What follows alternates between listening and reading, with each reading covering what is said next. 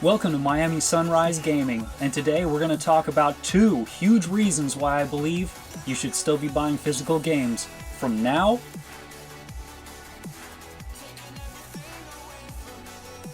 into the future.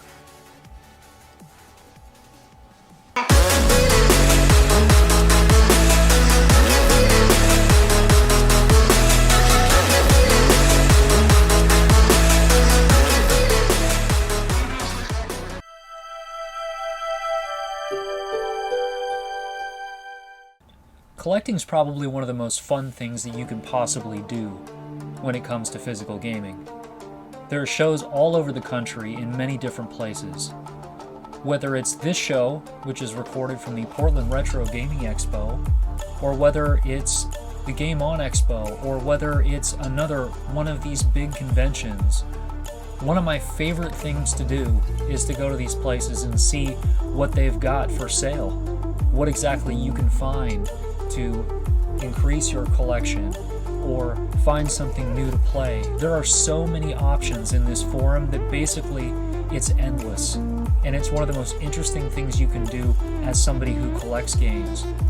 Collecting is something I'd recommend to just about everybody that they do it at some point, especially with this particular hobby, because not only do you have a whole lot to be interested in, but there also is a ton of value you can find in games. Game stores are another way of being able to experience the gaming landscape tangibly, something that you do not have the access of or the ability to do as a digital gamer.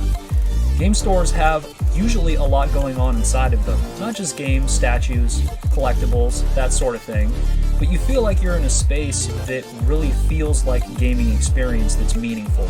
And that's something I think that's really important about game stores. The employees, the gamers involved that are in the store with you, possibly at the time, can help share that passion of your appreciation for it with you, and that is also meaningful. These places can be accessed at any time, not just once a year like a convention, and everything that you see in these stores is typically very visually pleasing.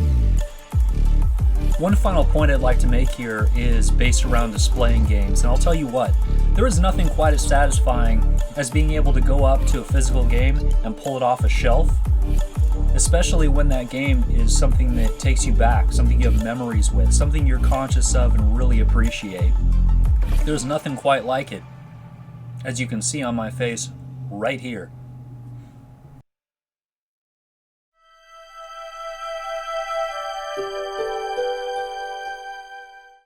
In recent years, the gaming industry has been flourishing greatly, especially when people realize that they could go out and buy games physically and find a way to make use of those for monetary gain. I'm not suggesting for a second that it's the greatest idea to collect games or buy games with the idea of that surely in mind, but I can tell you that that was an initial focus of mine back in 2010 when I started collecting games. The fact of the matter is, there is absolutely no storefront for digital games. None. I'm not sure if one's being created. I would imagine at a certain point, at some point, we would see something like that occur. But I would also suspect that companies like Sony and Microsoft and Nintendo would want to siphon all future sales of games and all future use of games through their storefronts only. So companies like GameSpot and other organizations like that, even secondhand reselling stores would begin to lose the base that they have to do business. And I don't want to see that happen.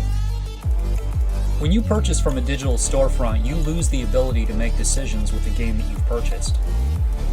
The only decision that you frankly get to make at that point is when you're installing it in your game system.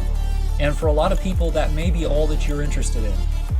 But sadly, on the other end of that spectrum, you lose out on the ability to, let's just say, make money or trade anything that you've purchased because of that digital storefront purchase.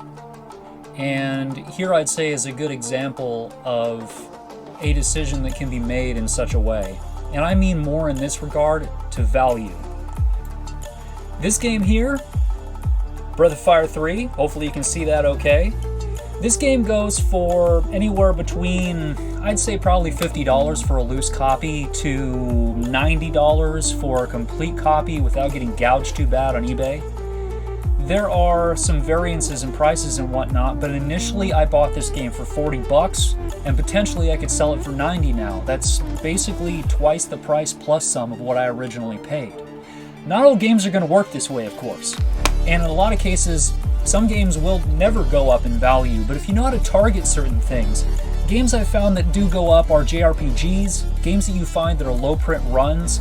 Another example is Panzer Dragoon Saga, which I got back in 2014, I believe it was, for $275, and now that's basically a $1,000 game if you have it complete. It's remarkable how much extra money you can make doing this. But I would like to point something out. I wouldn't necessarily consider this to be a good idea to use as an investment. People acting like it's diamonds and jewels and such, and that's really not what we're talking about here. There are ways to make extra money on selling games that you've bought that you previously paid less for, but a lot of the time, you want to be fairly tame and responsible about how you do that. Don't think these things are worth too much more than they are, and unless you're a major reseller and that's really how you've made your money, I wouldn't recommend doing this full time, but I would like to point out that you can't do this digitally. You get a lot more value for buying a physical game because you get a lot more decisions you get to make when you're done.